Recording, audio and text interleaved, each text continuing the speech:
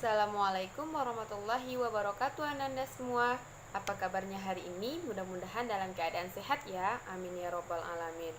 Baiklah Ananda, hari ini kita akan membahas materi mengenai fluida statis. Nah, untuk lebih lanjutnya, silahkan Ananda pahami video berikut ini. Baik Ananda, kita masuk kepada materi kita yang pertama, yaitunya tekanan.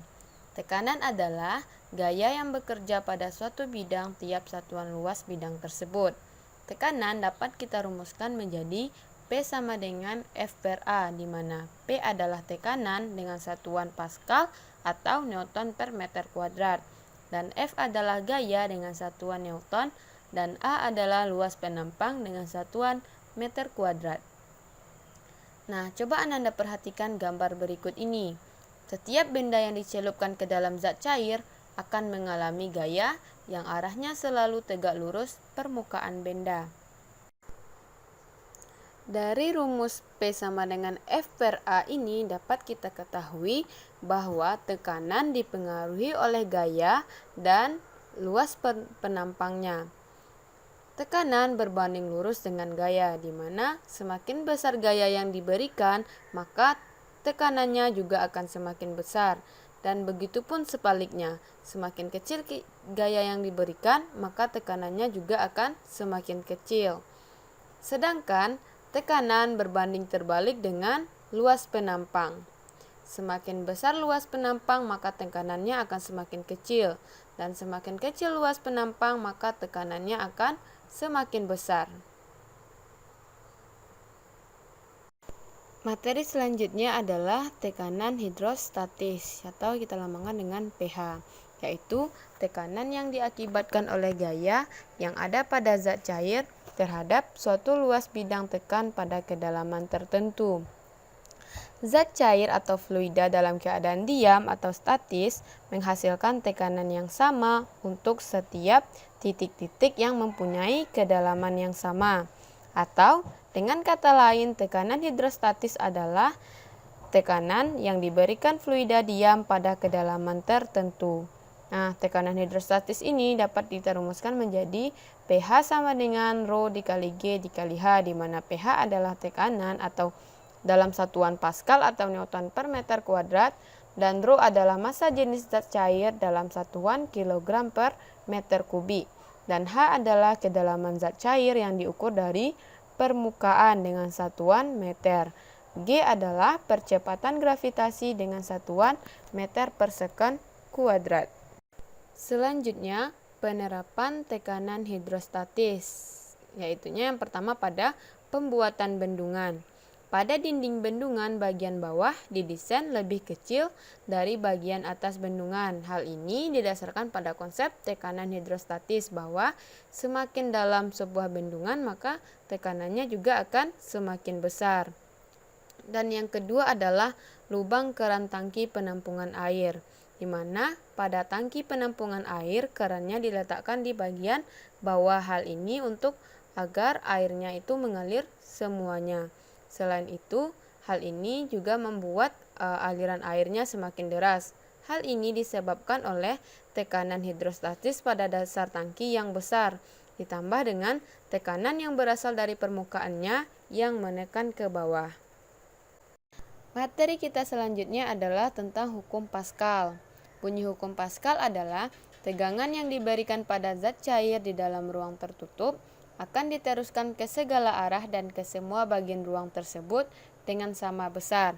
Prinsip kerja hukum Pascal dapat digambarkan seperti gambar ini, di mana pipa yang kecil ini kita jadikan luas penampang 1, dan pipa yang besar kita anggap sebagai luas penampang 2, di mana tekanan pada luas penampang 1 ini sama dengan tekanan pada luas penampang kedua. Maka rumus hukum Pascal ini dapat dirumuskan menjadi bahwa P1 sama dengan P2. Maka dapat kita uraikan menjadi F1 per A1 sama dengan F2 per A2. F1 sama dengan gaya dorong pada A1 dengan satuan Newton, dan F2 adalah gaya dorong pada A2 dengan satuan Newton. Dan A1 adalah luas penampang pertama dengan satuan meter kuadrat, dan A2 sama dengan luas penampang kedua dengan satuan meter kuadrat. Selanjutnya, penerapan hukum Pascal. Yang pertama pada pompa hidrolik. Nah, pada pompa hidrolik ini, untuk mengangkat satu rangkaian kontainer yang memiliki beban beribu-ribu ton, untuk mempermudah itu maka digunakan sistem hidrolik yang mana jika suatu zat cair dikenakan tekanan maka akan merambat ke segala arah. Dan penerapan kedua itu pada pencakram hidrolik, dan yang ketiga adalah pada dongkrak hidrolik. Materi selanjutnya adalah hukum Archimedes. Hukum Archimedes berbunyi, gaya apung yang bekerja pada suatu benda yang dicelupkan sebagian atau seluruhnya ke dalam suatu fluida sama dengan berat fluida yang dipindahkan oleh benda tersebut. Nah, gaya apung itu dapat dirumuskan menjadi FA sama dengan rho F dikali VB, VBF dikali dengan G. FA sama dengan gaya ke atas atau gaya apung dengan satuan Newton, dan rho F adalah massa jenis fluida dengan satuan kilogram per meter kubik, dan rho BF adalah bagian volume benda yang tercelup ke dalam fluida dengan satuan meter kubik. Selanjutnya, gaya ke atas yang dialami benda ketika tercelup seluruhnya ke dalam zat cair sama dengan selisih berat benda tersebut di udara dengan berat benda di dalam zat cair.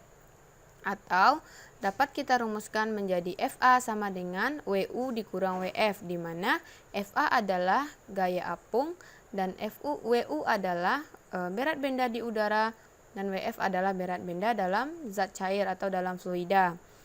Pada hukum Archimedes ini ada 3 keadaan benda. Yang pertama, benda mengapung, benda melayang, dan benda tenggelam. Pada benda mengapung, benda dikatakan mengapung ketika massa jenis benda lebih kecil dari massa jenis fluida atau massa jenis cairan. Dan berat benda dapat kita cari dengan rumus M dikali G atau V dikali rho benda dikali dengan percepatan gravitasi.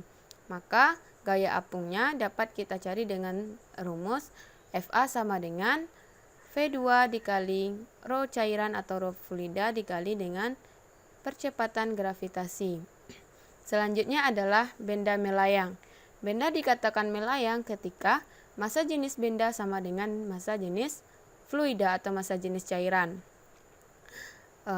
Berat benda dapat kita cari dengan rumus W sama dengan M dikali G atau W sama dengan V dikali rho benda dikali dengan percepatan gravitasi.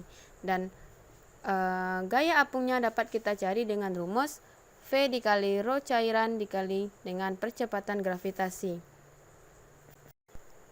Selanjutnya keadaan ketiga yaitu benda dikatakan tenggelam. Benda dikatakan tenggelam ketika massa jenis benda lebih besar dari massa jenis cairan atau fluida. Berat benda dapat dicari dengan rumus W sama dengan M dikali G atau volume dikali massa jenis benda dikali dengan percepatan gravitasi. Dan gaya apungnya dapat dicari dengan FA sama dengan F dikali V dikali rho cairan atau rho fluida dikali dengan percepatan gravitasi. Selanjutnya, aplikasi hukum Archimedes pada kehidupan sehari-hari. Ada beberapa aplikasinya. Yang pertama itu adalah jembatan ponton, yang kedua pada kapal laut, yang ketiga pada balon udara, dan yang keempat adalah pada hidrometer. Selanjutnya adalah tegangan permukaan. Tegangan permukaan adalah kecenderungan permukaan zat cair untuk meregang sehingga permukaannya seperti ditutupi oleh suatu lapisan yang elastis. Tegangan permukaan terjadi karena adanya gaya tarik-menarik antar partikel yang disebut dengan kohesi. Contoh dari tegangan permukaan adalah seperti gambar berikut ini, yaitu di mana seekor nyamuk yang tidak tenggelam saat berada pada permukaan air. Hal ini disebabkan oleh adanya tegangan permukaan. Secara matematis, tegangan permukaan dirumuskan menjadi gamma sama dengan F dibagi dengan 2L, di mana F adalah gaya dengan satuan Newton, L adalah panjang dengan satuan meter, dan gamma adalah tegangan permukaan dengan satuan Newton per meter. Selanjutnya adalah kapilaritas. Kapilaritas adalah peristiwa naik turunnya permukaan zat cair di dalam pipa kapiler. Contoh dari kapilaritas itu ada yang pertama air meresap ke atas tembok, peristiwa naiknya minyak tanah pada sumbu kompor, dan naiknya air pada tanaman sampai ke daun. Selanjutnya, kenaikan dan penurunan permukaan zat cair di dalam pipa kapiler dirumuskan sebagai H sama dengan 2 gamma cos theta dibagi dengan rho GR, di mana H sama dengan kenaikan atau penurunan permukaan zat cair dalam pipa dalam satuan meter. Gamma adalah tegangan permukaan dengan satuan Newton per meter. Dan rho adalah massa jenis zat cair dalam satuan kilogram per meter kubik. Dan G adalah percepatan gravitasi dengan satuan meter per second kuadrat. Dan R adalah jari-jari pipa kapiler. Selanjutnya adalah viskositas. Viskositas atau kekentalan merupakan gesekan antara satu lapisan dan lapisan lainnya di dalam fluida. Besarnya gaya F yang diperlukan untuk menggerakkan suatu lapisan fluida dengan kelajuan tetap V untuk luas keping yang bersentuhan dengan fluida A dan berjarak L dari keping yang diam dirumuskan sebagai F sama dengan eta dikali A dikali V per L, di mana F sama dengan gaya yang bekerja dalam satuan Newton dan eta adalah koefisien viskositas dalam satuan kilogram per meter second atau Pascal dikali second. Dan A adalah luas keping dengan satuan meter kuadrat, V adalah kelajuan dengan satuan meter per second, dan L adalah jarak antara kedua keping dengan satuan meter. Selanjutnya kita masuk ke soal interaktif tekanan hidrostatis, di mana soalnya sebuah pipa berbentuk U salah satu kakinya diisi dengan raksa, sedangkan kaki lainnya diisi dengan alkohol. Jika laju alkohol tingginya 20 cm dan selisih tinggi permukaan raksa dengan permukaan alkohol adalah 18,84 cm. Berapakah massa jenis alkohol jika massa jenis air raksa 13,6 gram per cm kubik? Maka dari soal dapat kita ketahui H1-nya sama dengan 20 cm, yaitu tinggi alkohol, dan H2-nya sama dengan 1,16 cm, di mana 20 cm dikurang dengan 18,84 cm. Maka dapat kita gunakan rumus rho 1 sama dengan H2 per H1 dikali dengan rho 2. Maka kita dapat mencari massa jenis air raksa sama dengan 1,16 cm dibagi dengan 20 cm dikali dengan 13,6, maka didapatkan massa jenis air raksanya sama dengan 0,79 gram per cm kubik. Maka didapatkan nilainya itu adalah C, 0,79 gram per cm kubik. Untuk soal interaktif selanjutnya yaitu berat sebuah benda ketika ditimbang di udara adalah 500 Newton. Jika beratnya di air hanya 400 Newton, maka berapakah massa jenis benda tersebut? Opsi jawabannya yang pertama yang A 3000 kg per meter kubik, B-nya 1000 kg per meter kubik, dan C 2000 kg per meter kubik, dan D adalah 5000 kg per meter kubik. Maka kita lihat pembahasannya. Dari sini dapat kita lihat dapat kita gunakan rumus rho benda dibagi rho air sama dengan WU per WU dikurang WA, dimana rho benda per rho air sama dengan 500 dibagi 500 dikurang 400, dimana di sini rho airnya kita adalah 1000, maka didapatkan rho benda sama dengan 5000 kg per meter kubik. Maka jawabannya adalah D. Baik Ananda, itulah pembelajaran kita hari ini. Mudah-mudahan dapat Ananda pahami dengan baik. Ibu tutup dengan wassalamualaikum warahmatullahi wabarakatuh.